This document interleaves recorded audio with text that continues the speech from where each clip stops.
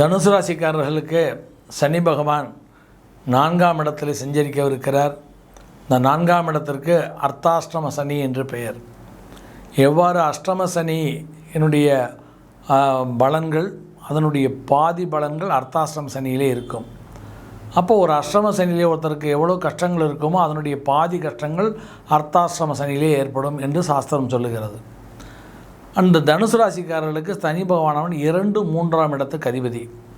எனவே இக்காலகட்டத்திலே தனுசு ராசிக்காரர்கள் இந்த 2ஆம் இடம் என்பது தனம், குடும்பம், வாக்குஸ்தானத்துக்கு அதிபதியாக இருப்பதாலும், 3ஆம் இடம் என்பது நட்பு, சகோதர ஸ்தானத்துக்கு அதிபதியாக இருப்பதனாலும் இக்காலகட்டத்திலே நல்லதொரு நண்பர்களை பெற்று அல்லது நல்லதொரு கூட்டை பெற்று அவர்கள் மூலமாக தங்களுடைய உத்தியோகம், வியாபாரங்களை செய்ய வேண்டும், ஆலோசனைப்படி செய்ய வேண்டும். இப்பொழுது நல்லதொரு பார்ட்னர்ஷிப்பை ஏற்படுத்தி கொண்டு அவர்கள் மூலமாக தொழிலை செய்தால் அவர்கள் முன்னேற்றம் அடைவார்கள்.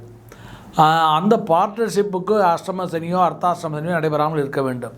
அவருடைய ஜாதகத்தை பார்த்து அவர்களிடம் கூட்டு சேர்ந்து தொழில் செய்வது நல்லது.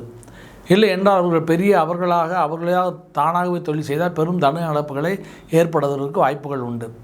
மேலும் தன விஷயங்களிலே, பொருளாதார விஷயங்களிலே மிக கவனத்துடன் செயல்பட வேண்டும்.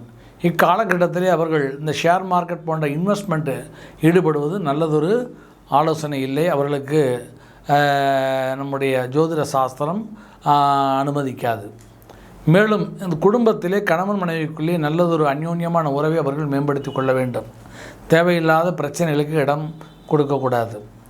மேலும் இந்த தனுசு ராசிக்காரர்களுக்கு அர்த்தாஷ்டம சனியாக இருப்பதனால் இப்போ கடன் வாங்கி அவர்கள் தொழில் நடப்பதற்குரிய காலகட்டமாக அமையப்பெற்றிருக்கும். எனவே மேக்சிமம் கடன் வாங்காமல் அவர்கள் தொழில் நடத்தினால் அவர்கள் நிம்மதியாக வாழலாம் என்று தனுசு ராசிக்காரர்களுக்கு இக்காலகட்டத்திலே நல்லதொரு பலனை சொல்லி அவர்களுக்கு தனுசு ராசிக்காரர்களுக்கு சனி பயிற்சி நல்லதொரு பயிற்சியாகவே அமையப்பெறும்.